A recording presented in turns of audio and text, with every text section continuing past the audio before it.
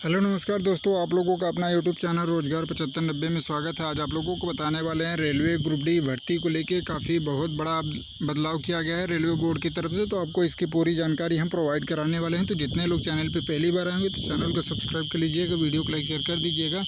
और जितने भी लोग ग्रुप डी का फॉर्म अप्लाई किए हैं, चाहे 10वीं पास हो, ITI हो, अप्रेंटिस हो, ग्रुप डी का फॉर्म अप्लाई किए हैं तो उनके लिए बहुत बड़ी अपडेट है। और आपको बता दें, देखिए आपको इसमें छात्रों का बहुत नुकसान हुआ है और इसमें आप लोगों की जानकारी पूरी ज़रूर सुननी चाहिए, क्योंकि देखिए इससे बड़ी अपडेट कोई आपको मिल ही नहीं सकती। क्योंकि इतना बड़ा बदलाव रेलवे कर रहा है जिससे आप लोगों का इतना नुकसान हुआ है। तो इसके बारे में आप लोग पूरी जानकारी देख लीजिए। ऑफिशियल तो कर दिया गया पहले और आज न्यूज़पेपर में भी आ गया है। तो जैसे कि आप लोग यहाँ पे देख पा रहे होंगे, अब सीधी भर्ती से भरे जाएंगे रेलवे के चतुर्थ श्रेणी कर्मचारियों के रिक्त पद, यानी जो भी चतुर्थ श्रेणी के पद होंगे वो मतलब डायरेक्ट भरे जाएंगे। अब ऐसा नहीं है कि सेकंड पैनल जारी करके उनको भर्ती किया जाएगा या सेकंड पैनल जारी करके उनका DV करा लिया जाएगा। तो इसमें साफ साफ सब कुछ बता दिया गया है। और यहाँ पे आप लोग देख पा रहे होंगे प्रक्रिया में बदलाव।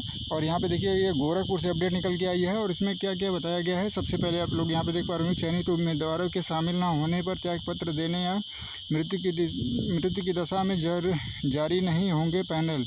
ठीक है। और रेलवे बोर्ड ने सभी जोन व उत्पादन इकाइयों के GM को पत्र लिख जारी किया निर्देश। ठीक है। तो यहाँ पे आप लोग देख पा रहे होंगे साफ साफ बताया जा रहा है कि जो मतलब या कोई मतलब दूसरे में उसका जॉब लग जाता है या ग्रुप डी छोड़ देता है या किसी कारणवश ग्रुप डी ज्वाइन नहीं करता है, जो पद खाली रहेंगे, या किसी कर्मचारी के साथ ऐसा ना हो लेकिन फिर भी मान लीजिए कोई कर्मचारी का देहांत हो जाता है जिसकी वजह से वो ग्रुप डी में ज्वाइन नहीं कर पाता, जो सीटें खाली हैं, तो उनके लिए यहाँ पे देखिए बताया जा रहा है कि दूसरा पैनल जारी नहीं किया जाएगा। ठीक है। यानी अगली जो वैकेंसी होगी उसी के माध्यम से अगला पद जो खाली रह जाएगा उसको भरा जाएगा। ठीक है।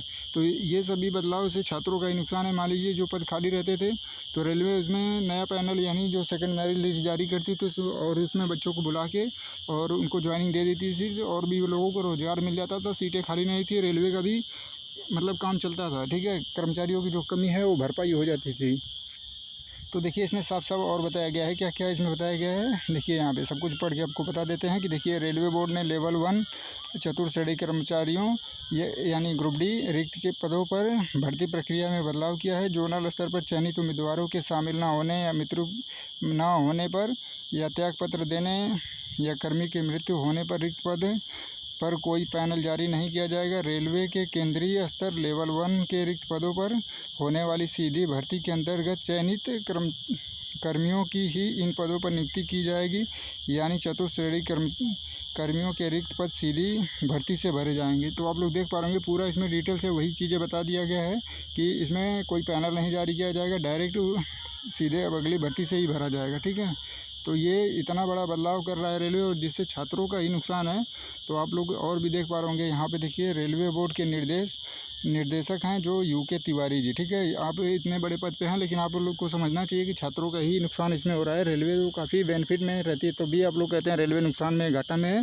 तो ऐसा नहीं करना चाहिए छात्रों के साथ, क्योंकि अगर जो सीटें खाली है तो मान लीजिए अगले कैंडिडेट को मौका देना चाहिए। तो देखिए यहाँ पे UK कहना है कि रेलवे बोर्ड के निर्देशक UK तिवारी ने सभी जोनल उत्पादक इकाइयों महाप्रबंधक को पत्र लिखकर इस संबंध में जरूरी निर्देश दिए हैं। उन्होंने बताया है कि 15 मार्च 2022 को जोनल रेलवे को यहाँ पे देख पा रहा हूँ कि जोनल रेलवे को सलाह दी थी कि तय अवधि के भीतर उम्मीदवारों के शामिल न होने, त्यागपत्र देने, मृत्यु के कारण किसी भी कमी स्थित पूरी जरूरतों व रिक्त पदों का उपलब्धता के अनुसार, एक मिनट थोड़ा, तो इसमें बताया गया उपलब्धता के तौर पर रेलवे भर्ती प्रकोष्ठ RRC में देखिए यहाँ पे मतलब बताया जा रहा है RRC से जो प्रतिस्थापन सूची मांग लिया करे। ठीक है।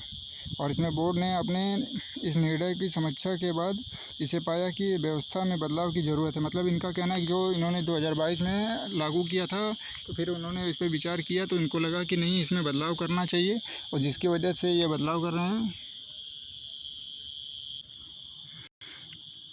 तो जैसे कि आप लोगों को पता भी होगा कि देखिए इसके अपडेट हमने पहले भी दे दिया था, तो काफ़ी लोगों का कमेंट आ रहा था कि आपको सभी अपडेट कैसे पता चल जाती है, ऐसा हो नहीं रहा है, आप झूठ में ऐसे अपडेट देते हो। तो ऐसा कुछ नहीं है। देखिए जो हमारे पास अथेंटिक अपडेट आती है यानी जो सही अपडेट आती है तो उसको सबसे पहले हम लोग प्रोवाइड कराने की कोशिश करते हैं कि जितना जल्दी आप लोगों को प्रोवाइड करा दें। अगर आप लोगों ने विश्वास करके रोज़गार 7590 यूट्यूब चैनल को सब्सक्राइब किया है तो ये हमारी जिम्मेदारी है कि जो भी रेलवे जुड़ी सभी अपडेट आती है तो आपको टाइम टू टाइम सभी अपडेट प्रोवाइड कराएं। या कोई बदलाव हो या नई वैकेंसी हो, एग्ज़ाम हो, तो सभी चीज़ें आपको सतर्क करना हमारी जिम्मेदारी होती है कि जिससे आप लोग सभी चीज़ से अपडेट रहें और आपको सिलेक्शन में कोई दिक्कत ना हो। तो आपको बता दें, देखिए इतना बड़ा बदलाव होने के बावजूद भी और वैकेंसी बढ़ाने की कभी भी जिक्र नहीं किया जा रहा है, या कोई DRM या कोई GM कोई इस मुद्दे को नहीं उठा रहा है, या कोई भर्ती बोर्ड में कोई जो भी बड़े अधिकारी हैं कोई इस मुद्दे पर नहीं बात कर रहा है। अभी देखिए 2024 की वैकेंसी का कोई एग्ज़ाम का क्लियर नहीं है, फिर भी 25 की वैकेंसी की बात कर रहे हैं कि हम ईयरली हम वैकेंसी कराएंगे। तो आप बताइए कैसे होगी ईयरली वैकेंसी, जब हर साल वैकेंसी करानी। तो अभी तो कोई अपडेट नहीं है ग्रुप डी का एग्ज़ाम कब तक होगा, कोर्ट केस चल रहा है। जब रेलवे खुद नोटिस जारी करती है ITI लागू होगा, फिर उसके लिए कोर्ट केस करके भर्ती को फंसाया जा रहा है। तो ये सब मतलब क्या है? तो आप लोग अच्छे से तैयारी करिए। सीट बढ़ने की जो बात है, देखिए गौरव जयराम जी गए हैं कल 27 तारीख को, यानी रेल मंत्री से उनकी मुलाकात होगी। ITI लागू होगा या नहीं होगा उस पर जो भी अपडेट आएगी वो भी बताया जाएगा। और देखिए उसमें GM पावर को लेके भी उसमें चर्चा होगी अप्रेंटिसों के लिए, ठीक है। हमारी गौरव जयराम जी से बात हुई है, इस मुद्दे पे चर्चा करने की बात हुई है। ग्रुप डी की भर्ती को 32,000 से बढ़ा के कम से कम 1 लाख करने की डिमांड है। इसके लिए भी उस पर चर्चा की गई है कि कम से कम ये 6 साल बाद वैकेंसी आई है तो इसको 60 से 70,000 80,000 किया जाए। फिर अगली जो 2025 की वैकेंसी आएगी उसमें जो भी कम पद देना होगा तो वो दे दीजिएगा। तो ये सभी मुद्दों पर कल गौरव जयराम जी रेल मंत्री से मुलाकात करेंगे, यानी 27 तारीख को, 27 जून को, ठीक है। फिर जैसे कोई अपडेट आएगी मान लीजिए तो आपको सबसे पहले रोज़गार 7590 पे प्रोवाइड करा दिया जाएगा। तो आप लोग जितने लोग रेलवे से तैयारी कर रहे हैं, रेलवे में जाना चाहते हैं, तो आप लोग चैनल को सब्सक्राइब करके रखें। और जैसे कोई अपडेट आती है कल, जो भी रेल मंत्री से मुलाकात के बाद पॉजिटिव अपडेट आती है तो आपको सबसे पहले यहाँ पे प्रोवाइड कराया जाएगा। और जो भी बदलाव होते हैं तो आपको प्रोवाइड करा देंगे। और आपके जो भी डाउट रहते हैं, जो भी दिक्कत रहती है, तो आप मान लीजिए आप लोग कमेंट करके जानकारी ले ही सकते हैं। और इस बदलाव को लेके आप लोग क्या सोचते हैं ये भी ज़रूर बताइएगा, क्योंकि इससे छात्रों का ही नुकसान है, बाकी और किसी का नुकसान नहीं होने वाला है, ठीक है। इससे जितने भी लोग ग्रुप डी या चतुर्थ श्रेणी की तैयारी कर रहे हैं तो उन्हीं का नुकसान है। क्योंकि ये देखिए पूरी न्यूज़पेपर में डिटेल से पूरा बता दिया गया था इसमें कि क्या क्या बदलाव किया जाएगा और कब कब ये बदलाव किया गया। ये 23 मई 2025 को ही इसकी मतलब समीक्षा रिपोर्ट के बाद, ठीक है, यानी समीक्षा कर दी गई थी। और इसमें देखिए बताया जा रहा था कि 23 मई 2025 को जारी पत्र के निर्देश में बताया गया कि सीधी भर्ती से चयनित उम्मीदवारों के शामिल ना होने पर, ठीक है, यानी 23 जून को ही आपको 23 मई को ही इसके बारे में पूरी प्लानिंग कर ली गई थी और इसकी समीक्षा कर ली गई थी। तो आप लोग बिल्कुल परेशान ना हो, जो भी बदलाव होता है, जो भी कुछ होता है, तो आप लोगों के हक़ और अधिकार की आवाज़ें हम लोग उठाते रहेंगे। और जो आपकी हक़ और अधिकार है उसको दिलाने की पूरी कोशिश करेंगे, जिससे आप लोगों का नुकसान ना हो। तो आप लोग ज़रूर बने रहिएगा रोज़गार 7590 यूट्यूब चैनल पे। धन्यवाद।